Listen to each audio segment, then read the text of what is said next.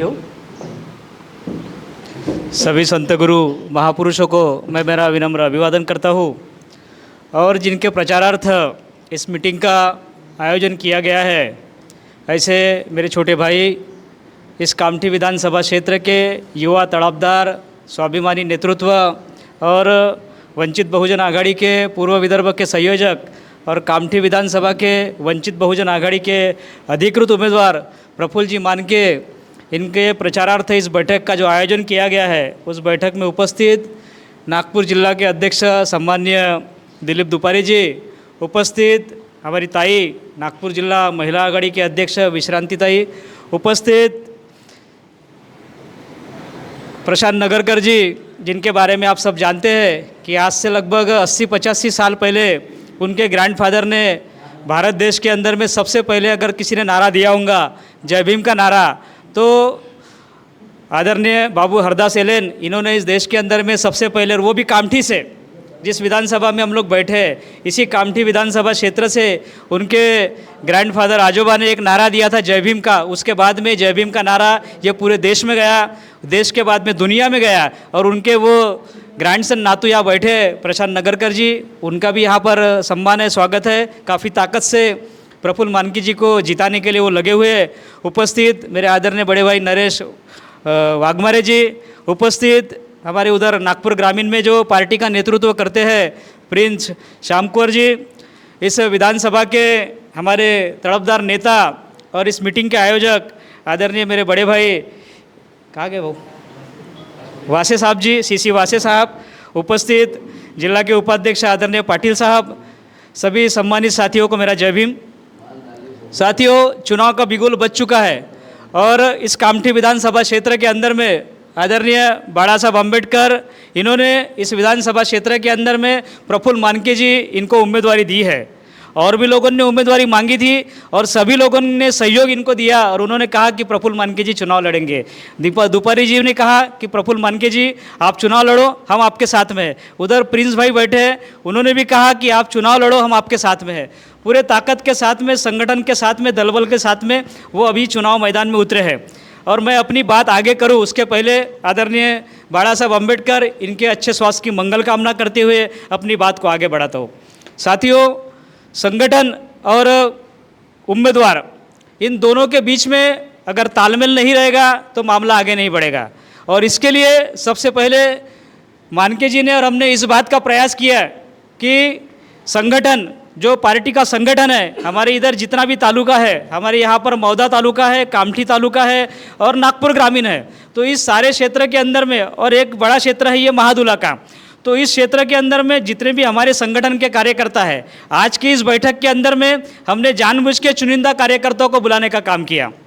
वासे जी को हमने बता दिए थे कि चुनिंदा कार्यकर्ता इस मीटिंग के अंदर में आएंगे, 50-60-100 लोग इस मीटिंग के अंदर में आएंगे और उन लोगों के बीच में हमारी ये बैठक होंगी इसी क्षेत्र के अंदर में। और उसके बाद में हम लोग दूसरा प्रोग्राम 2 दिन के बाद में हम लोग कामठी में लगाएंगे, उसी प्रकार का कार्यकर्ता सम्मेलन। उसी के बाद में हम लोग एक मौदा में लगाएंगे और उसी के बाद में हम लोग, हमारे वो बागड़े मामा जी बैठे हैं वहाँ पर, ओबीसी के हमारे नेता हैं, उनके माध्यम से और प्रिंस भाई के माध्यम से हम लोग नागपुर ग्रामीण में भी ऐसा एक कार्यकर्ताओं का एक प्रोग्राम लगाएंगे।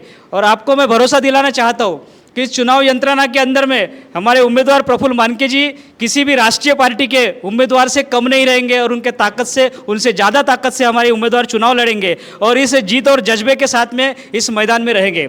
सिर्फ आप लोगों का सहयोग उनको चाहिए, आप लोगों का प्यार और उनको सहयोग चाहिए।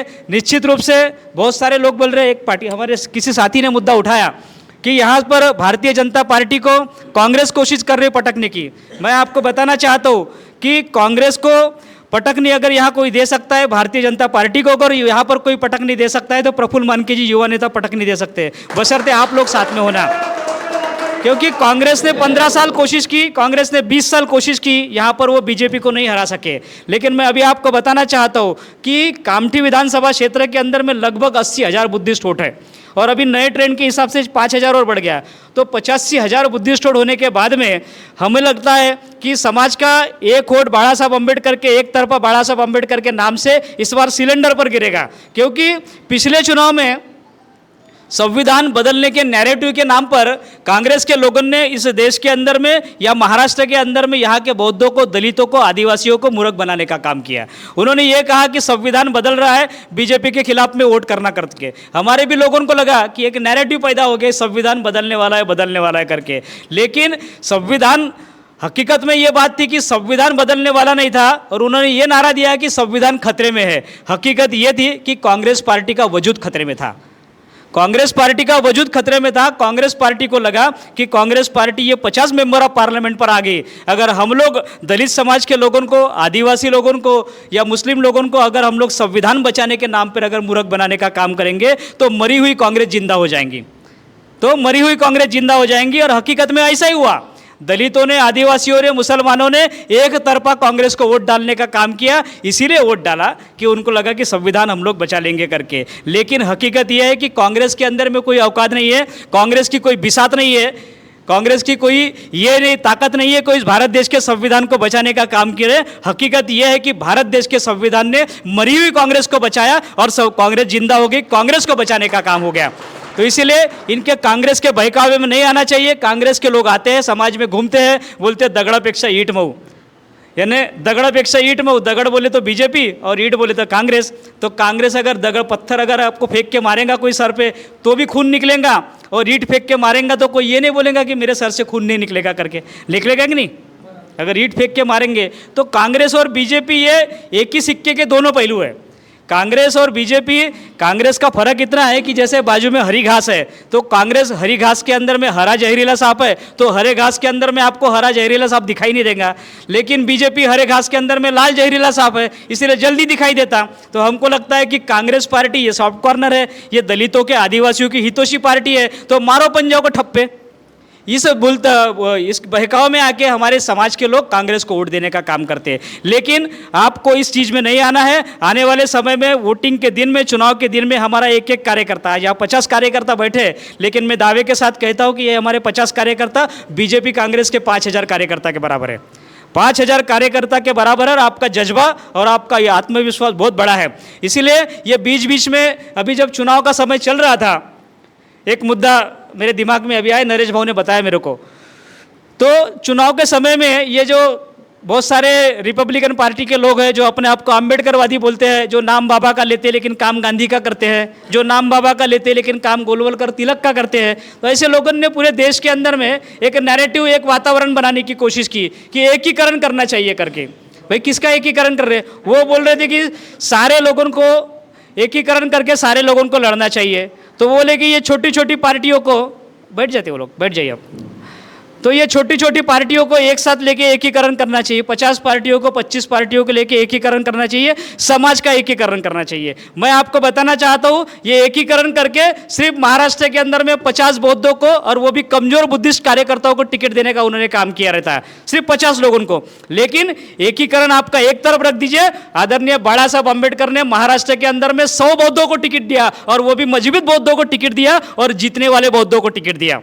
ये सोशल इंजीनियरिंग करने का काम किया। इसीलिए इनका ये जो है एकीकरण का ये मुद्दा कोई काम का नहीं है। वो चाहते थे कि एकीकरण इसीलिए हम लोग करेंगे कि बौद्धों को टिकट मिलना चाहिए। आप किसकी बात कर रहे हैं? अरे बाला साहब अम्बेडकर ने एक झटके में 288 में से 100 बौद्धों को टिकट महाराष्ट्र के अंदर में दे दिया। तो एकीकरण नहीं हुआ क्या? जब समाज के लोगों के, समाज के मातब्बर लोगों को जब बाला साहब अम्बेडकर ने 100 बौद्धों को महाराष्ट्र के अंदर में टिकट दिया, तो ये एकीकरण नहीं है क्या? जिस ओबीसी समाज के, माइक्रो ओबीसी को कोई कांग्रेस बीजेपी के लोग टिकट नहीं देते, चाहे धोबी हो, नावी हो, धनगर हो, चाहे वो पासी हो, घासी हो, ये सारे लोग हो, है ना, तो ढीवर समाज के लोग हो, तो ये वीजेएनटी के लोग हो, एनटी के लोग हो, ये माइक्रो ओबीसी के लोगों को कभी बीजेपी कांग्रेस के लोगों ने टिकट देने का काम नहीं किया। आपको मैं बताना चाहता हूं कि ये माइक्रो ओबीसी को 100 से ज़्यादा टिकट आदरणीय बाला साहब अम्बेडकर को नहीं दिया। यानी जिन लोगों को सोशल और पॉलिटिकल रिप्रेजेंटेशन नहीं था, उन लोगों को रिप्रेजेंटेशन देने का, अधिकार देने का काम अगर हमारे नेता बाला साहब अम्बेडकर ने दिया है, तो हम लोगों ने भी, और उस माइक्रो ओबीसी के लोगों ने पूरी ताकत के साथ में, और मुस्लिम समाज को तो कांग्रेस पार्टी ने पूरा फाटे में रख दिया। यानी उनको तो ऐसा विदर्भ के अंदर में पूरा किकआउट कर दिया, एक भी टिकट कांग्रेस को नहीं दिया उन्होंने।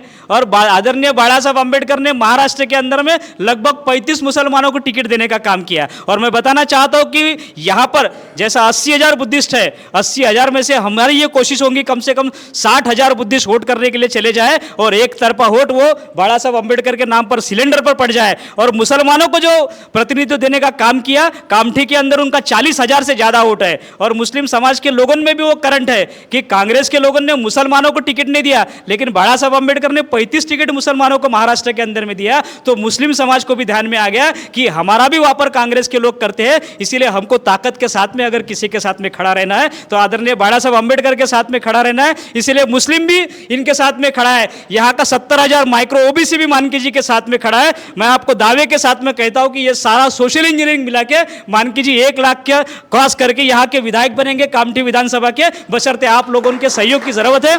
अभी मैं मेरा सारा समय आने वाले जो कामठी विधानसभा के जो उम्मीदवार है प्रफुल्ल मानकी जी देता हूँ, और जो हमारे तड़पदार नेता है यहाँ के, जो अभी ये पूरे दुपारे साहब पूरे 13 तालुका में अपना समय देंगे, वो नागपुर के 6 के 6 विधानसभा में जाएंगे। उनको क्योंकि उनका समय बड़ा मूल्यवान है, उनको 13 तालुका में नागपुर के अंदर में घूमना है, तो उनका 5% समय बड़े मुश्किल से वो कामठी में दे पाएंगे। उनका 95% समय की जरूरत बाकी 13 तालुका में भी है। वो भी बड़े नेता है, उनका भी समय मूल्यवान है। मैं दुपारी जी का भी ज़्यादा समय नहीं लेना चाहता हूँ। दुपारी जी को पूरे 6 विधानसभा में 13 तालुका में घूम घूम के उनको काम करना है, पार्टी के उम्मीदवारों के लिए प्रचार करना है, उनके लिए भी मेरा समय रिजर्व रखता हूँ। और प्रफुल्ल जी मान के इनको शुभेच्छा देता हूँ और आपको भरोसा दिलाना चाहता हूँ कि कोई भी कार्यकर्ताओं को तकलीफ नहीं होगी काम करने के संदर्भ में, चाहे गाड़ी का विषय हो, चाहे बाकी नियोजन का विषय हो, या अन्य सभाओं का विषय हो, कॉर्नर मीटिंग का विषय हो, printing, banner, poster, media, social media, जो भी चुनावी की यंत्रणा होती है, किसी भी तकलीफ में हमारा कार्यकर्ता नहीं आएगा, किसी के भी सिंगल कोई कंप्लेंट नहीं आएंगी। इस भरोसे के साथ में अपनी बात को समाप्त करता हूँ। जय भीम, जय भारत, खुदा हाफिज। यानंतर आपल्या कामठी विधानसभाचे वंचित बहुजन आघाडीचे अधिकृत उमेदवार प्रफुल्लजी मानके साहेब यांना मी अशी विनंती करतो की त्यांनी आपल्या इथे मार्गदर्शन करावं।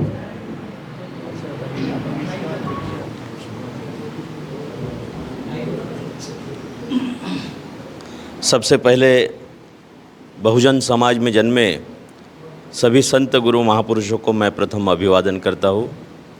आज के इस गेट टुगेदर कार्यक्रम और बैठक में उपस्थित वंचित बहुजन आघाड़ी पूर्व विदर्भ के संयोजक सम्माननीय विवेक जी हाड़के, उसी प्रकार से इस ज़िले के नागपुर ज़िले के अध्यक्ष हमारे बड़े भाई दिलीप जी दुपारे, जिला के महासचिव प्रशांत नगरकर साहब, जिला के उपाध्यक्ष नरेश वाघमारे साहब, हमारे पाटिल साहब, नागपुर जिला की महिला अध्यक्ष आदरणीय शांकुरे साहेब यांना मी विनंती करतो की त्यांनी या सभेला थोडं शब्द मार्गदर्शन. सर्वांना मानाचा जय भीम.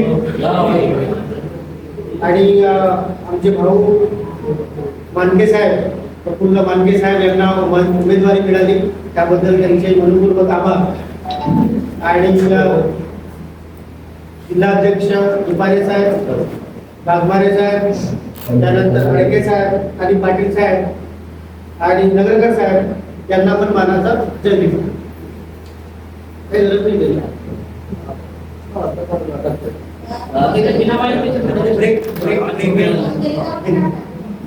आपण सर्व आज इथे एकत्रित झालो आहे. म्हणजे आता मानके भाऊंचा प्रचाराची जी धुरा जी आहे ती आता आपल्याला सांभाळायची, त्यासाठी आपण एकत्रित झालो. आजची तारीख ते 3 तारीख म्हणजे 20 तारखेला मतदान करायचं आहे. तत्पूर्वी 8 ते 9 तारखेला जो कर्मचारी आहे पोस्टल बॅलेट जे कर्मचारी मतदान करतात त्यांचं होणार. 13, 14, 15ला जे आहे घरोघरी जाऊन जे 85 वर्षाच्या वरचे बुजुर्ग आहेत त्यांचं मतदान होणार. त्याकडे पण आपल्याला लक्ष केंद्रित करावं लागेल. त्यानंतर जो शोषित वंचित समाज आहे SC, ST, OBC आणि मायनॉरिटी, ह्या समाजापर्यंत आपली रीच कशी पोहोचेल यावरती बाकी मार्गदर्शन करतीलच. पण माझ्या मनात जी काही गोष्ट होती ती आज तुमच्या पुढे जायची ठेवतो. महत्वाचा मुद्दा तो आरक्षण आहे. आरक्षण आज धोक्यात आहे. अगर आरक्षण वगैरे वाचवण्यासाठी अगर आपण बाहेर नाही पडलो, पुढच्या 20 वर्षामध्ये जी मागच्या 20 वर्षामध्ये 2004 मध्ये अटल बिहारींनी पेन्शन बंद केली, त्यानंतर समाजाकडे हळूहळू जो फ्लो होता तो कमी होत गेला. त्यामध्ये त्यांनी प्रायव्हेटायझेशन सुरू केलं. म्हणजे 1990 पासून प्रायव्हेटायझेशनचा खेळ जो आहे मनमोहन सिंग अर्थमंत्री असताना ते करण्यात आलं. आता यांची ही पुढची चाल ही आहे की आज तुमच्याकडे जे काही जमा झालेलं आहे तर थोडी बहुत तुमच्याकडे सक्षमता उभी झालेली आहे.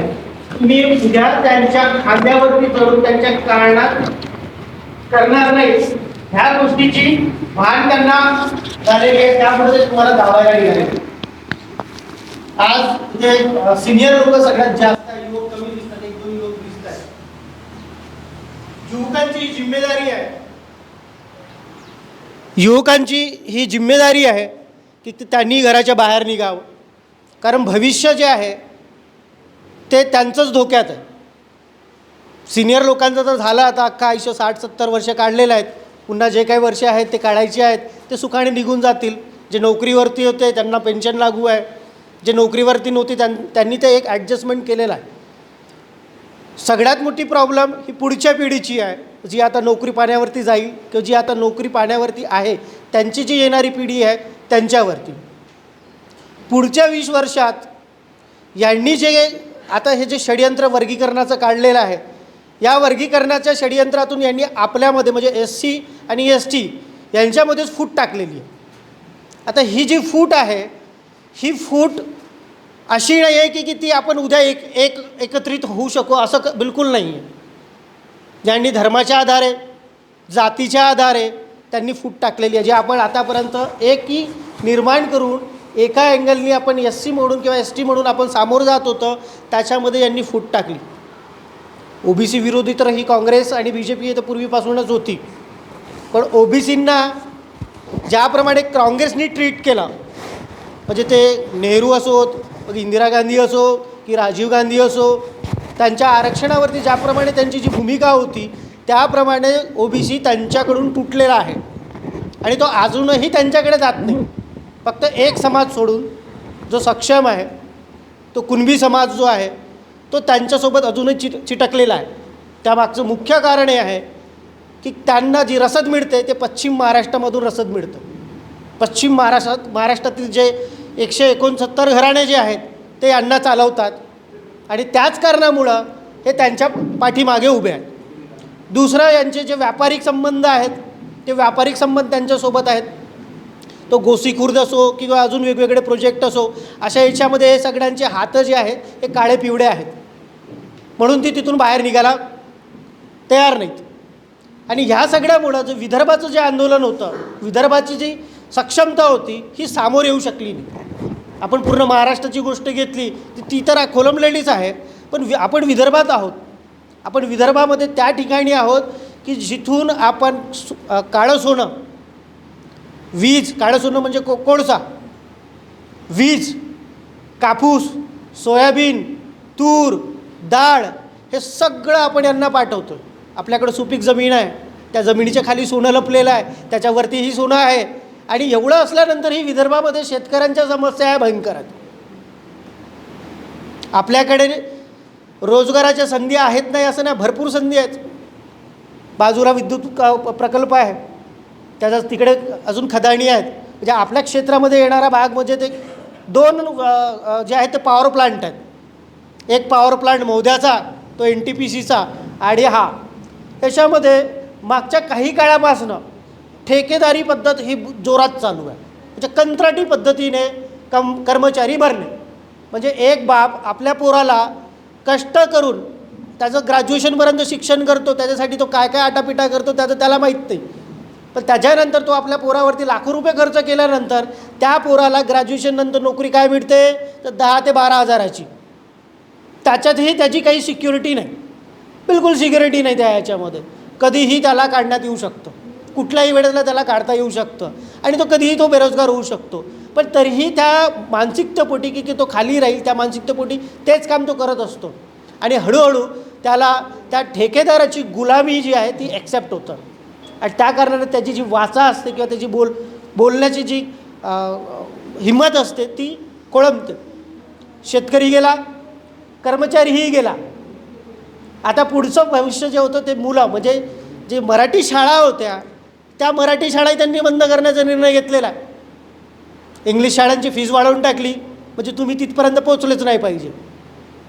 दुसरं, शाळा गेली, मराठी शाळा गेलीच आता ती. त्याच्यानंतर तुमची हेल्थ जे आहे त्याच्यासाठी जी प्राथमिक आरोग्य केंद्र असायला पाहिजे, ज्याप्रमाणे सुविधा असायला पाहिजे त्या ह्याच्यावरती त्या सुविधा बिलकुल नाहीत. म्हणजे तुमचं आरोग्यही गेलं. आता तुमच्याकडं वाचलं काय आहे? कुणी सांगेल मला काय वाचलेलं आहे?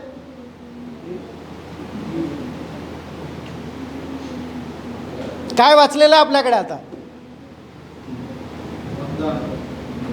बरोबर, आपल्याकडे फक्त आता एकच अधिकार वाचलेला आहे, तो आहे मतदानाचा. तोही काही काळानंतर हे हिसकवू शकतात. म्हणजे तुमच्याकडे उद्या जसं आता इस्राईल पॅलेस्टाईनमध्ये जे होत आहे त्याप्रमाणे उद्या तुमच्यावरती चायना येऊन हमला केला ना तर तरी तुम्ही नवल वाटू नका त्या गोष्टीचं. ते होणार, कारण तुमच्याकडे टेक्नॉलॉजी नाही, तुम्ही धर्मांध झालेला आहात. तुमच्याकडे बुद्धीला पुढे घेऊन जाण्याचा काही फॉर्म्युला नाही आहे. फक्त उद्योगपती मोठे करायचे, तुम्ही टॅक्स भरायचं, तुमच्या टॅक्सने ते उद्योगपतींचं कर्ज माफ करणार, तुम्ही कर्जबाजारी होत राहणार आणि तुमच्या ज्या बेसिक फॅसिलिटीज आहेत त्याच्यावरती ते कुठलंही लक्ष देणार नाहीत. हे पुढच्या 20 वर्षाची त्यांचं रोडमॅप आहे. तुमच्यावरती आता जे कर्जच आहे त्या कर्जाचा जो डोंगर आहे तो वाढतच जाणार आहे. कारण त्या आता 1500 रुपयाचा तो लॉलीपॉप दिलेला आहे, उद्या कोणी 3000चा लॉलीपॉप देईल, उद्या कोणी 2000चा लॉलीपॉप देईल, पण तुम्हाला नोकरी देणार नाही, तुम्हाला चांगली शिक्षा देणार नाही, तुम्हाला चांगलं आरोग्य जे आहे ते देणार नाही आणि सगळ्यात महत्त्वाचे जे आहे वैज्ञानिक दृष्टिकोन हा तर बिलकुलच ते देणार नाही. एक जातीवादी आहे, एक मनुवादी आहे, यांच्या विरुद्ध आपला लढा आहे. प्रफुल्लभाऊ मानके आपले उमेदवार आहेत आणि याच दिशेने त्यांची वाटचाल राहणार आहे. आपण हारो किंवा जिंको, आपण आजपर्यंत आपली वैचारिक जी चळवळ आहे ती खुटीला टांगलेली नाही आहे आणि म्हणून आपण आज जे काही आपण जमा झालेलं आहेत त्यामुळं आपण इथं जमा झालेलं आहे. मला याचा अभिमान आहे आणि यामुळं आपल्याला पूर्ण ताकदीने प्रफुल्लभाऊ मांडके यांचा प्रचार करायचा आहे. गावगाड्यात, गल्लीबोळ्यात, जिथं तुम्हाला व्यक्ती भेटतील, जिथं समान विचारधारेचा व्यक्ती भेटेल, जिथं तुम्हाला SC ST OBC हा 75% वर्ग आहे, हा 75% वर्ग आहे, याच्यातला अगर OBC मधला 50% वर्ग अगर तो प्रस्थापित त्याला आरक्षण नाही पाहिजे, तो कुणबी समाज त्या तिकडे पश्चिम महाराष्ट्राच्या मराठ्यांसोबत तो पिछलगू झालाही असेल तरीही 50% हा शैक्षणिक दृष्टिकोनात सक्षम झालेला आहे, शिक्षणाच्या भरोशावरती सक्षम झालेला आहे आणि त्याला नोकरी पाहण्यामधून त्याला आरक्षणाचा लाभ मिळालेला आहे. हा प्रत्येक OBCच्या घरी जो लाभ मिळाला, पण कोणी त्याची जाण ठेवतो आणि कोणी जाण ठेवत नाही. त्याचप्रमाणे आपल्या SC ST वर्गामध्ये पण तसंच आहे. या लोकांना आपल्याला 1 to 1 जे आहे ते आपल्याला जाऊन त्यांना समजवावं लागेल आणि वेळ कमी असला तरी आपण विजयाच्या दिशेने जाऊ शकतो. ज्याप्रमाणे एका साईडला असं झालं आहे की इकडे कावळा, मांजर आणि इकडे ससा यांची एक युती आहे, दुसऱ्या साईडला इकडे भालू, लांडगा आणि कोल्हा यांची एक युती आहे. सगळ्यांनी बघितलं की साहब हमारा खेल खराब होने वाला है. जैसे खेल खराब होने वाला है वैसे उन्होंने अपनी एक अपनी गुट बना ली और तुमको लॉलीपॉप देना उन्होंने चालू कर दिया कि ये 1500 रख लो, ये 2000 रख लो, ये 3000 रख लो, ये 4000 रख लो. आता यामुळं आपल्याला आपण मतं द्यायचं का? ज्यांना मतं द्यायची का आपण याच्यासाठी? आवाज काढा, बोला. अगर तुम्ही बोलणार नाही तर तुमच्यावरती ते हल्ला करतील. अगर तुम्ही बोलाल, तुम्ही अगर व्होकल व्हाल तर तुमच्यावरती त्यांची हल्ला करायची हिंमत होणार नाही. तुम्ही जेवढं शांत राहाल, जेवढं चूप राहाल तेवढं तुमचं नुकसान आहे. आणि हे 15 दिवस तरी तुम्हाला बोलावं लागेल, जिथं पाहिलं तिथं बोलावं लागेल, तुम्हाला त्याच्यासोबत लढावं लागेल. आता तलवारीची लढाई नाही आहे, आता वैचारिक लढाई आहे आणि ही वैचारिक लढाई आपल्याला पुढे घेऊन जायचं आहे. आपल्या बाबासाहेबांनी अधिकार दिला पोटचे पोरं मारून. 1935मध्ये बाबासाहेबांनी आपल्याला तो अधिकार आणून दिला. आहे का जाण किती लोकांना, किती ओबीसीला माहीत आहे, किती SCला माहीत आहे, किती STला माहीत आहे की त्यांनी आपले पोटचे पोरं मारून जे आहे आम्हाला तो मताचा अधिकार आणून दिला. त्याची जाण आम्हाला जे आहे ते आपण स्वतः जाणून आपण जे आपले लोक आहेत त्यांच्यापर्यंत पोचावं लागेल. तो मताचा अधिकार हा संपुष्टात आला म्हणजे आता यांनी एक मदत काढलंच आहे की म्हणे आम्ही द्विपक्षीय संसदीय प्रणाली आणू. म्हणजे फक्त तो कोण राहतील ते हेच इकडं कावळा ससा आणि कासव राहतील, इकडे भालू लोंबडी आणि ते लांडगा राहील. म्हणजे यांच्यातच लढाई राहण्याचं आपलं अस्तित्व कुठं? तुम्हाला पुन्हा ते गावाच्या बाहेर पाठवणार आहेत, ते पुन्हा तुम्हाला डिटेन्शन कॅम्पमध्ये पाठवणार आहेत, ते पुन्हा तुम्हाला त्या गुलामगिरीमध्ये घेऊन जायला तयार आहेत. म्हणून बाळासाहेब आंबेडकरांनी आपल्याला मॅसेज दिलेला आहे. तो व्यक्ती मी 28 तारखेला बाळासाहेबांना भेटलो होतो. बाळासाहेबासोबत भेटलो. बाळासाहेब जेव्हा ते चेअरवरून उठलेत त्याने आपल्या छातीवरती हात, प्रत्येक वेळेसला त्यांच्या छातीवरती हात जात होता. त्या छातीमध्ये त्यांना किती दुखत असेल त्या रक्ताचे ब्लॉकेज होतं त्यांना, तरी त्यांनी एंडपर्यंत जे आहे सगळं काही करून सुरळीत करून आपल्या खांद्यावरती जिम्मेदारी टाकली आहे. आता ही आपली जिम्मेदारी आहे. हे काय लाख मेले तरी चालेल पण लाखांचा पोशिंदा जगला पाहिजे. साहेब अगर बाळासाहेब आंबेडकर अगर अजून अगर प्रचाराला नाही येऊ शकले तरी प्रत्येक माणूस हा बाळासाहेब आंबेडकर आहे हे आपल्याला सांगून द्यावं लागेल. त्यांनी ही प्रगल्भता आपल्यामध्ये निर्माण केलेली आहे आणि हा गाळा आता इथून मागे जाता कामा नये. मागे गेलात तर पुढचे 20 वर्ष तुमच्या घरात घुरून ते रोबोट येतील, माणसं नाही येतील, रोबोट येतील. अरे तुमचा चायनाचा मोबाईल आहे ना, तुमच्या हातामध्ये तो चायनाचा मोबाईल असेल, तो तुमचा हेडफोन असेल. जसं त्या इस्रायलनी त्या पॅलेस्टाईनमध्ये हमला केला, कोणाचं कान फाटलं तर कोणाचं काय फाटलं. हे परिस्थिती अगर नाही येऊ द्यायची असेल आपल्याला तर आपल्याला आता बाहेर निघावं लागेल. याच्याशिवाय पर्याय नाही. सोशल मीडिया वापरा, प्रत्येक 10 माणसाला पकडा आणि त्या 10ला सांगा तू 10ला सांग. आता नाही तर कधीच नाही.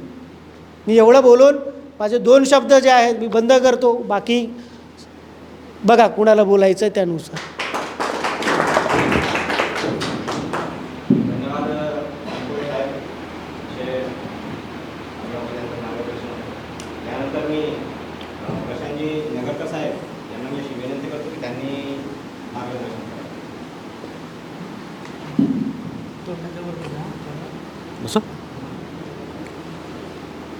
क्रांतिसूर्य डॉक्टर बाबासाहेब आंबेडकर, आरक्षणाचे जनक शाहू महाराज, महात्मा ज्योतिबा फुले यांना विनम्र अभिवादन करतो. वंचित बहुजन आघाडी 58 कामठी विधानसभेचे लोकप्रिय उमेदवार प्रफुल्ल मानके यांच्या या छोटेखानी प्रचार सभेत नागपूर जिल्ह्याचे अध्यक्ष दिलीपजी दुपारे, पूर्व विदर्भाचे संयोजक विवेकजी हाळके, नागपूर जिल्हा पूर्वचे उपाध्यक्ष भास्करराव पाटील, नागपूर जिल्हा पूर्वचे उपाध्यक्ष नरेशजी वाघमारे, प्रिन्स श्यामकुळेजी, कामठी विधानसभेचे प्रमुख CC वासेसाहेब, आमचे बागळे मामा आणि व्यासपीठावर उपस्थित या 58 कामठी विधानसभेचे उमेदवार प्रफुल्लजी मानके साहेब आणि या कोराडी महादुला सर्कलमधले सर्व कार्यकर्ते बंधूंनो, 2018मध्ये जेव्हा वंचित बहुजन आघाडीची स्थापना झाली आणि या वंचित बहुजन आघाडीची स्थापना झाल्याच्या नंतर 2019च्या लोकसभेच्या निवडणुकीमध्ये वंचित बहुजन आघाडीने जो झंझावात निर्माण केला आणि त्या झंझावातातून या महाराष्ट्रात नव्हे तर या महाराष्ट्राच्या बाहेरील या देशातल्या शोषित वंचित पीडितांसाठी जे बहुजनाचं नवीन नेतृत्व बाळासाहेब आंबेडकरांच्या रूपामध्ये त्या ठिकाणी निर्माण झालं आणि या नेतृत्वाने 2019च्या निवडणुकीमध्ये इथल्या प्रस्थापित पक्षांची जी दानादान उडवली आणि त्या दानादान उडवल्यानंतर वंचित बहुजन आघाडीला या महाराष्ट्रामध्ये 42 लाख मतदान मिळालं आणि एक खासदार आपल्या युतीच्या भरोश्यावर निवडून आला. आणि ही वाटचाल सुरू असताना 2024च्या लोकसभेच्या निवडणुकी आपण पाहिल्या आणि या देशामध्ये जेव्हा संविधानाच्या नावावर ही 2024ची लोकसभेची निवडणूक लढण्यात आली आणि त्या संविधान वाचवाच्या नावाच्या खाली या देशातल्या प्रस्थापित असणाऱ्या काँग्रेस, राष्ट्रवादी या पक्षांनी संविधानाच्या नावाखाली या महाराष्ट्रातल्या तमाम बौद्ध, बहुजन आणि ओबीसी समूहानं संविधानाच्या नावाखाली काँग्रेसला मतदान केलं आणि काँग्रेसला मतदान केल्यानंतर लगेच निर्णय आला सुप्रीम कोर्टाच्या आणि या सुप्रीम कोर्टाच्या निर्णयामध्ये त्यांनी असं सांगितलं की SC STच्या आरक्षणाचं वर्गीकरण केलं पाहिजे आणि SC समाजाला त्या ठिकाणी क्रिमिनलची अट लागू केली पाहिजे. आणि ज्या दिवशी निर्णय आला त्याच दिवशी या देशातल्या काँग्रेस पक्षाला या महाराष्ट्रातल्या बौद्धांनी, ओबीसींनी मतदान केलं, त्या बौद्धांकडून कुठल्याही प्रकारचा प्रश्न या प्रस्थापित काँग्रेस, राष्ट्रवादी, शिवसेना, बाळासाहेब ठाकरेच्या पक्षाला विचारण्यात आलेला नाही. ज्या समाज आपल्या बौद्ध समाजातील लोकांनी ज्या प्रस्थापित पक्षांना आपण 2024मध्ये मतदान केलं आणि जेव्हा सुप्रीम कोर्टाचा निर्णय आला आणि त्या सुप्रीम कोर्टाच्या निर्णयामध्ये जेव्हा सांगितलं तेव्हा या देशातला हा काँग्रेसच्या सत्ता असलेलं तेलंगणा आणि कर्नाटक या ठिकाणी त्या क्रिमिनलची अंमलबजावणी SC STच्या वर्गीकरणाची सुरुवात झाली. आणि मात्र आपण आपल्या ज्या विचारवंतांनी या बौद्ध समाजाचे मतं काँग्रेसला वाटून घेण्यास सांगितलं त्यांना महाराष्ट्रातल्या कुठल्याही या प्रस्थापित पक्षाला विचारण्याची भूमिका घेतली नाही.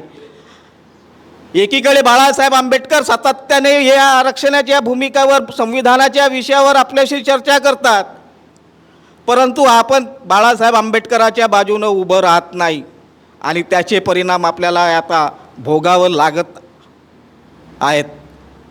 आणि म्हणून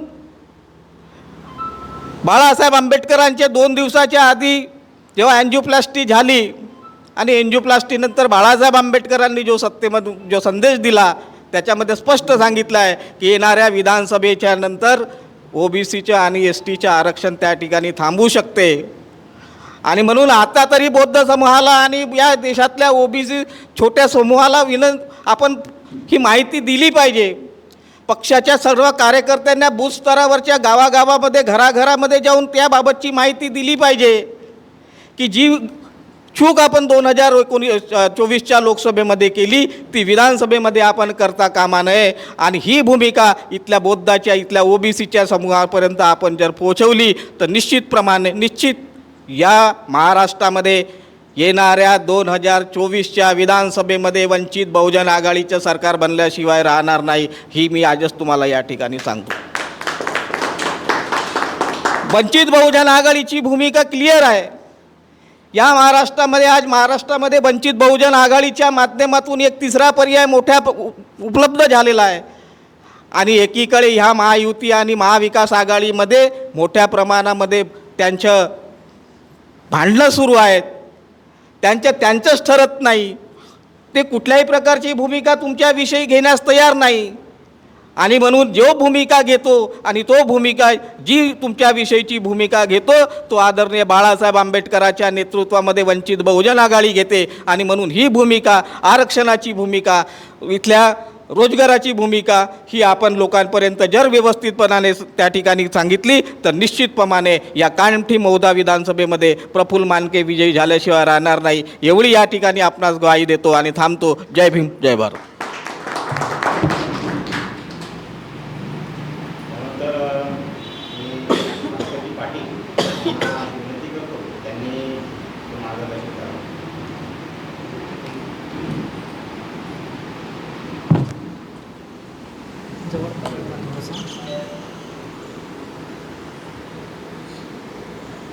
या भारत भूमीवरचे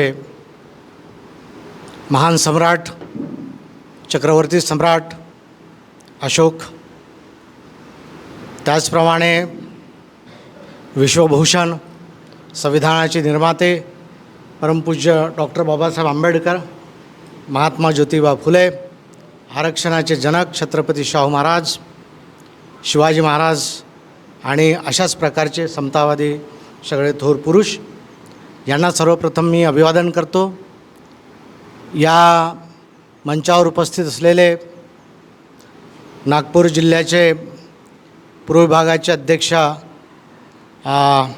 दिलीपजी दुपारे, त्याचप्रमाणे आज या ठिकाणी ज्यांच्यासाठी ही सभा आयोजित केलेली आहे आणि ज्यांना आपण या ठिकाणाहून जे आहे की त्यांच्या विजयाची आपल्याला या ठिकाणी घोषणा करायची आहे आणि त्यांच्यासाठी प्रयत्न करायचे आहे, असे आपले लोकप्रिय उमेदवार माननीय प्रफुल्लजी मानके, त्याचप्रमाणे पूर्व विदर्भ कमिटीचे संयोजक माननीय विवेकजी हाडके, त्याचप्रमाणे नागपूर जिल्हा पूर्वचे महासचिव नगरकरजी, त्याचप्रमाणे उपाध्यक्ष जे वाघमारेजी आणि प्रिन्स शामकोळेजी आणि उपस्थित सर्व बंधूंनो, या ठिकाणी आपल्यावर अतिशय महत्त्वाची जबाबदारी आलेली आहे आणि याचं जे आहे आताच्या जे 3 वक्ते यापूर्वी बोलून गेले त्यांनी त्यासंबंधी आपल्याला माहिती दिलेली आहे आणि ती माहिती अगदी व्यवस्थित आहे. सगळी माहिती व्यवस्थित आहे. तुम्ही जर वृत्तपत्र वाचत असाल, तुम्ही काही प्रमाणात थोडंसं टी व्ही पाहत असाल, काय होते कंपॅरिझन करण्यासाठी नाही का, की ते काय बोलतात, यूट्यूब काय बोलते, सोशल मीडिया, यूट्यूब हा काय आहे, सोशल मीडिया आहे आणि सोशल मीडियावर जी आहे आंबेडकरी चळवळ आज जी आहे मोठ्या प्रमाणावरती टिकून आहे. चळवळ, सामाजिक चळवळ आणि राजकीय चळवळ टिकवणं हे आपल्या हाती आहे. आपण बरेचदा सामाजिक आंदोलनं मोठ्या प्रमाणात करतो, परंतु जेव्हा राजकारणाचा भाग येतो तेव्हा मात्र आपण कुठंतरी स्वतःवरचा आपला विश्वास गमावलेला असतो. आपण मतदार म्हणून, कार्यकर्ता म्हणून आपण विश्वास गमावलेला असतो. तर हे आता यापुढे चालणार नाही, आतापासून तरी चालणार नाही. ही आता अतिशय अटीतटीची वेळ आलेली आहे आणि यामध्ये जे आहे आता एक आपलं सगळ्यात मोठं शस्त्र जे आहे आरक्षणाचं, ज्याच्यामुळे आपला सर्वांगीण विकास झाला असं मी म्हणतो. आर्थिक विकास झाला, सामाजिक विकास झाला आणि आपला व्यक्तित्वाचा विकास झाला. ह्या सगळ्या गोष्टी ज्यामुळे घडून आल्या ते आरक्षण आता आपलं धोक्यात आलेलं आहे. त्याच्याविषयी आपल्या सगळ्या यापूर्वीचे जे बोलून गेले त्यांनी सगळं सांगितलेलं आहे. तर आपल्याला ते वाचवायचं आहे. आपण रस्त्यावर उतरतो वाचवायसाठी, हा एक त्याच्यातला भाग झालेला आहे. पण आता दुसरी जी शक्ती आहे, विरोधी शक्ती आहे, मनुवादी शक्ती आहे, ब्राह्मणवादी शक्ती आहे, आता ती मात्र रस्त्यावरचे आंदोलन निश्चितपणे चिरडून टाकणार. ते त्या रस्त्यावरच्या आंदोलनाला कधीही म्हणजे भीक घालणार नाही अशी परिस्थिती आलेली तुम्ही पाहिलेली असेल. किसान आंदोलन असो किंवा शाहीनबागचं आंदोलन असो, मुस्लिमांच्या अधिकाराचं आंदोलन असो, हे 2 आंदोलनं तुम्ही पाहिले. किसान आंदोलन वर्षभर चाललं, चालवणारे तसे ते भक्कम लोक होते. वर्षभर चालवलं तरी त्या किसान आंदोलनाला इथल्या सरकारनं काय केलं, इथल्या मनुवादी सरकारनं, या देशाच्या भारतीय सरकारनं, केंद्र सरकारनं या देशातला त्यांना अजूनपर्यंत त्यांचं काही केलेलं नाही आहे. त्यांच्या मागण्या मान्य करतो म्हणून थांबले आणि तसंच झालं. पुढच्या सत्रात ते काही याच्या पुढचं जे सत्र झालं त्याच्यानंतर त्याच्यात ते काही समजा समर्थनाचं बिल जे आहे MSP जे म्हणतो ते काही त्यांनी पारित केलं नाही. त्यांना लागणारा जो दर्जा आहे उद्योगाचा दर्जा तो शेतीला दिला नाही आणि म्हणून शेतमालकाने, शेतमजूर यांची मोठी बिकट अवस्था या ठिकाणी झालेली आहे. आणि त्याहीमध्ये मी सांगतो विशेषतः आपण जे लोक आहो मोठ्या प्रमाणावर आपण सरकारी नोकऱ्यांवर अवलंबून आहो, हे लक्षात घ्या. सरकारी नोकऱ्यांवर आपण मोठ्या प्रमाणात अवलंबून आहो मागचे जे आमच्या वडिलांची जी पिढी होती ती पिढी छोट्या छोट्या नोकऱ्या पकडून जी आहे ती समोर आली. त्याच्यानंतर आजची पिढी जी आहे आपले क्लास 1 क्लास 2 ऑफिसर मोठ्या प्रमाणावर आहेत. मंत्रालयात सेक्रेटरी आपले आहेत. पण सरकार नसल्यामुळे, आपलं सरकार नसल्यामुळे काय झालं आहे की त्यांना ते काम करता येत नाही. आणि म्हणून हे कसं थांबवता येईल त्याचा त्यांनी मार्ग अवलंबला आहे. आणि ह्या सगळ्यांना जर आपल्याला चोख उत्तर द्यायचं असेल तर आपण ते मतदानाच्या माध्यमातून ते आपण दिलं पाहिजे. कारण ह्या सगळ्या प्रक्रिया आहे सत्तेमध्ये गेलेले लोक करतात. आपल्याला सत्तेमध्ये जाऊन तो बदल करून घ्यायचा आहे. आपल्यासाठी जे आवश्यक असेल, बाकी कमजोर लोकांसाठी जे आवश्यक असेल, शेतकरी लोकांसाठी जे आवश्यक असेल, बेरोजगारांसाठी जे आवश्यक असेल ते आपल्याला त्यामधून आपल्याला घडवून आणायचं आहे. आणि याच्यासाठी जे आहे आपल्याला बाळासाहेबांनी निवडणुकीच्या रिंगणात आपल्याला उतरवलेलं आहे. आतापर्यंत कोणताही असा पक्ष नाही, कोणताही असा नेता नाही की ज्यांनी सर्वसामान्य लोकांना निवडणुकीच्या रिंगणात आणलेलं आहे. असं आहे, बाळासाहेबांनी ती आपल्याला संधी दिली आहे. त्यामुळे आपल्याला चांगले श्रम घ्यायचे आहेत. आपली सगळी शक्ती एकवटून आपल्याला ते प्रयत्न करायचे आहेत.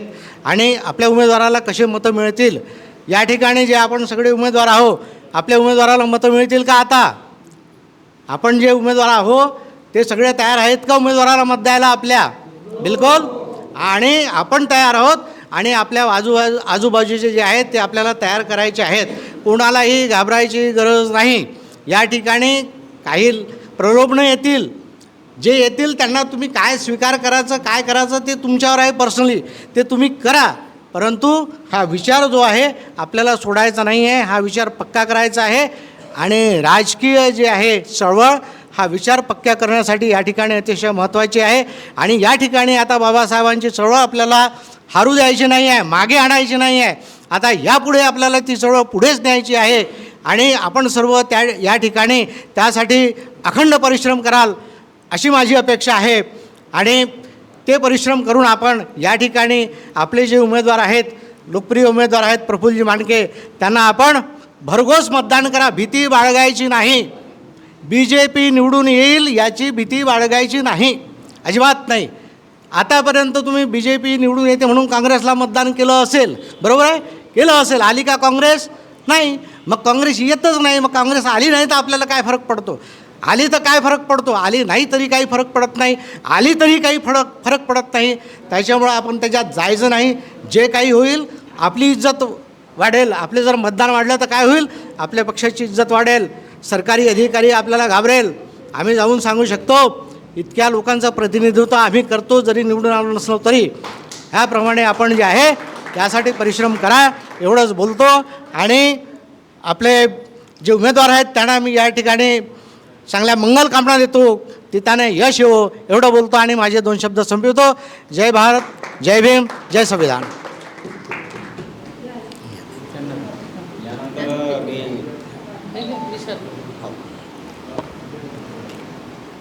नरेशजी वाघमारे यांना अशी विनंती करतो त्यांनी आपलं मार्गदर्शन करावं.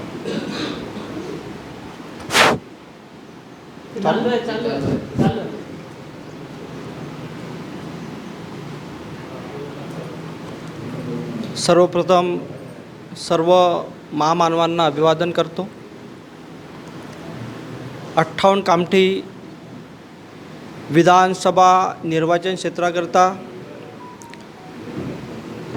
आदरणीय श्रद्धेय बाळासाहेब आंबेडकर यांनी प्रफुल्लजी आनंदराव मानके यांना उमेदवारी दिली. त्याबद्दल पक्षाच्या वतीने मी श्रद्धेय बाळासाहेब आणि पक्ष महाराष्ट्राच्या अध्यक्षा सन्माननीय रेखाताई ठाकूर यांचं अभिनंदन करतो, आभार व्यक्त करतो.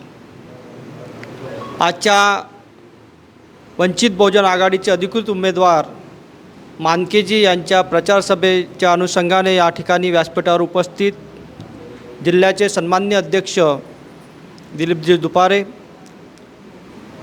पूर्व विदर्भाचे संयोजक आमचे मोठे बंधू सन्माननीय विवेकजी हाडके साहेब, जिल्ह्याच्या महिला अध्यक्षा विश्रांतीताई रामटेके, आमचे सहकारी महासचिव प्रशांतभाऊ नगरकर पाटीलजी, आणि या पक्षाकडे ज्या 3 लोकांनी उमेदवारी मागितली त्यापैकी एक सन्माननीय प्रिन्सजी सामकुळे आणि कामठी मौदा विधानसभा प्रमुख सन्माननीय वासेजी या महाराष्ट्रामध्ये एक जंग विचाराची सुरुवात झाली आहे आणि तो आहे आरक्षण. 1 ऑगस्टला सुप्रीम कोर्टाने जजमेंट दिला आणि त्या जजमेंटमध्ये SC STचे वर्गीकरण करण्यात आलेलं आहे आणि या वर्गीकरणाला कर्नाटक आणि तेलंगणाच्या मुख्यमंत्र्यांनी आम्ही त्या राज्यामध्ये लागू करू हे सर्व काँग्रेस पक्षाचे समर्पित तिथं सरकार आहे. आणि जाता जाता महाराष्ट्र शासनाने अध्यादेश काढून शानी इथं समिती गठीत करून शानी ती या महाराष्ट्रामध्ये कशा प्रकारे लागू करण्यात येईल याची व्यूह रचना त्यांनी तयार करून ठेवलेली आहे. मित्रांनो, मी 2-3 गोष्टीवरती बोलण्याचा प्रयत्न करतो. आता आपण कामठी विधानसभेच्या उमेदवारी फॉर्म भरण्याच्या अनुषंगाने जर आपण बघितलं असेल ते एकीकडे काँग्रेस पक्षाच्या उमेदवारांनी शक्ती प्रदर्शन करून शानी जवळपास एका दिवशी 50 ते 75 लाख रुपये खर्च केलेले आहेत आणि BJPच्या उमेदवारांनी एका दिवशी 1 करोडपेक्षा जास्त पैसे उमेदवारी अर्ज भरण्याकरिता त्यांनी खर्च केलेले आहेत. हे कशाचे आहे तर एक प्रकारे हा जो सामान्य वर्ग आहे, गरीब वर्ग आहे, यांच्या डोक्यामध्ये घातलेलं आहे की निवडणूक ही पैशाशिवाय होऊ शकत नाही. तुमच्याकडे जर पैसा असेल तर तुम्ही निवडणुकीला सामोरं जाऊ शकता. या प्रकारची एक व्यवस्था या प्रस्थापित लोकांनी सामान्य लोकांच्या डोक्यामध्ये घातलेली आहे. आपल्याला हे सर्वप्रथम आपल्या डोक्यातून हीच भूमिका बाहेर काढायची आहे की निवडणूक ही पैशानं होत नाही तर निवडणूक ही विचारानं लढली जाते. आणि म्हणून या चळवळीमध्ये जो आंबेडकरवादी विचाराचा जो वर्ग आहे याच्या डोक्यात एक भीती आहे. ती भीती अशी आहे की हा नेहमी सांगण्याचा प्रयत्न करतो की माझ्याजवळ पैसा नाही आहे. अरे बाबा, तू जे काही तयार झाला आहेस, तू आमचे नेते नेहमी म्हणतात तू कितीही हुशार असला पण तू जनरलमध्ये हुशार नाही आहेस, तर तू आरक्षणाच्या माध्यमातून हुशार झालेला आहे. उद्या जर तुझं आरक्षण निघालं तर तुझी लायकी कुठं राहणार आहे हे सर्वांनी समजून घेण्याची गरज आहे. म्हणून माझी सर्वांना नम्र विनंती आहे की आरक्षणवाद्यांनी आरक्षणाचा लाभ घेऊन शानी आज झोपडीतून हे 50 लाखाच्या घरामध्ये वास्तव्याला आहेत, परंतु चळवळीसाठी यांच्याकडे पैसा नाही आहे. माझी सरळ या सर्वांना विनंतीसुद्धा आणि ताकीद आहे, यांनी सरळ हाताने आपल्या खिशामध्ये हात घालावा आणि पक्षाचे जे उमेदवार आहेत, ज्या आरक्षणाच्या माध्यमातून तुम्ही करोडपती झालेला आहात, आज 50 लाखाच्या घरात राहतात, यांनी सरळ आपल्या खिशामध्ये हात घालावा आणि चळवळीचे आणि वंचित बहुजन आघाडीचे उमेदवार सन्माननीय प्रफुल्लजी मानके यांच्या प्रचारासाठी यांनी निधी खर्च करावा आणि या निधीसोबतच मोठ्या ताकदीने त्यांच्या प्रचारासाठी यांनी सामोरे यावं या प्रकारची सर्वांना विनंती करतो आणि आपल्या शब्दांना विराम देतो. सर्वप्रथम विद्वत्तेचा महामेरू भारतीय घटनेचे शिल्पकार विश्वरत्न परमपूज्य डॉक्टर बाबासाहेब आंबेडकर यांच्या प्रतिमेला अभिवादन करते. आरक्षणाचे जनक छत्रपती शिवाजी महाराज यांच्या प्रतिमेलाही अभिवादन करते. कोणती फोटो आहे अजून? त्यानंतर शिक्षण ज्यांनी आपल्याला शिक्षणाची गंगा आणली असे महात्मा ज्योतिराव फुले आणि क्रांतिज्योती सावित्रीबाई फुले यांनासुद्धा मी वंदन करते. आणि या ठिकाणी आजच्या कार्यक्रमाचे आपले सर्वांचे लाडके उमेदवार आदरणीय प्रफुल्लजी मानके सर यांना मी विधानसभेच्या निवडणुकीकरता मनपूर्वक शब्दसुमनांनी शुभेच्छा देते की ते निवडून येतील अशी मी भगवंतचरणी प्रार्थनासुद्धा करते. आपल्याला माहितीच आहे की आपला जो पक्ष आहे वंचित बहुजन आघाडी, ह्या पक्षाच्या मार्फत आपल्याला जी संधी उपलब्ध करून दिली असे आमचे श्रद्धेय बाळासाहेब आंबेडकर हे ICUमध्ये असूनसुद्धा आमची सर्वांची त्यांना काळजी लागलेली आहे की आता विधानसभेची निवडणूक आहे आणि या निवडणुकीच्या तोंडावर बाळासाहेबांची प्रकृती खराब झालेली आहे, त्यांची बायपास सर्जरी झालेली आहे, एन्जिओग्राफी झालेली आहे, एन्जिओप्लास्टी झालेली आहे. तर अशा परिस्थितीत असतानासुद्धा बाळासाहेब आंबेडकर आमची काळजी करत आहेत आणि त्यांना म्हणजे तळमळ लागलेली आहे की जे त्यांनी आता जो विडा उचललेला होता की OBCचं आरक्षण, हे आरक्षण आपल्याला मिळवून देण्यासाठी SC ST OBCच्या आरक्षणासाठी ते रात्रंदिवस झुंज देत होते, फिरत होते, पायाला भोवरा लावून ते म्हणजे पूर्ण महाराष्ट्रभर दौरे करत असताना अशा परिस्थितीमध्ये बाळासाहेबांची प्रकृती बिघडल्यामुळे ते ICUमध्ये आहेत आणि आपली काळजी करत आहेत. करिता त्यांनासुद्धा मी भगवंताला प्रार्थना करते की त्यांना दीर्घायुष्य देवो आणि त्यांची तब्येत लवकरात लवकर ठणठणीत हो, चांगली हो आणि ते आमच्या निवडणुकी प्रचारामध्ये सामील होत अशी मी प्रार्थना करते. तर आजचा जो कार्यक्रम आहे हा कार्यक्रम मंचावर उपस्थित सर्व सन्माननीय पदाधिकारी, विदर्भ बॉडीचे, जिल्ह्याचे, तालुक्याचे सर्व पदाधिकारी या ठिकाणी सन्माननीय पदाधिकारी उपस्थित आहेत आणि सर्व वंचित बहुजन आघाडीचे कार्यकर्ता आणि आंबेडकरी कार्यकर्तागण. तर आजचा जो कार्यक्रम आहे हा कार्यक्रम आपणाला माहितीच आहे की प्रफुल्लजी मानके सर यांच्या निवडणुकीच्या प्रचारार्थ ही सभा आयोजित केलेली आहे आणि मानके सर हे अतिशय धडाडीचे, स्वाभिमानी तसेच एक इमानदार असे कार्यकर्ता आपल्याला लाभलेले आहेत आणि बाळासाहेब आंबेडकरांनी आदरणीय रेखाताई ठाकूर यांनी त्यांना उमेदवारी दिलेली आहे, त्याबद्दल त्यांचंसुद्धा मी या ठिकाणी मनपूर्वक आभार व्यक्त करते आणि मानके सरांना विनंती करते की त्यांनी आमच्या सर्व वंचितांसाठी, बहुजनांसाठी निवडून आल्यानंतर आपल्याला जे कार्य करायचं आहे ते तुम्हाला माहितीच आहे की आम्ही सर्व म्हणजे आशेचा किरण आमच्या याच्यामध्ये ठेवून आम्ही तुमच्यासाठी काम करत आहोत, काम करू.